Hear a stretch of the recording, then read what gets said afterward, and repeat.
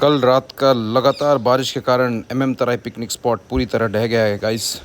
ये देखिए अभी का सिचुएशन एमएम तराई में।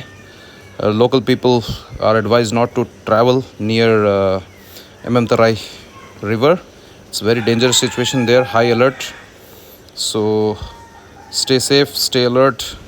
सबसे पहले तो हमारा कंप्लीट पिकनिक स्पॉट, जो छोटे छोटे दुकान थे, टॉयलेट थे, बाथरूम थे, पानी के टैंकी थे और दुकान के अंदर जितने भी सामान थे, टेबल, चेयर, सिलेंडर, और जो गरीब बंदे लोग थे उन लोग दुकान कर रहे थे, लेकिन वो कंप्लीट क्षतियों के पानी में बह गया।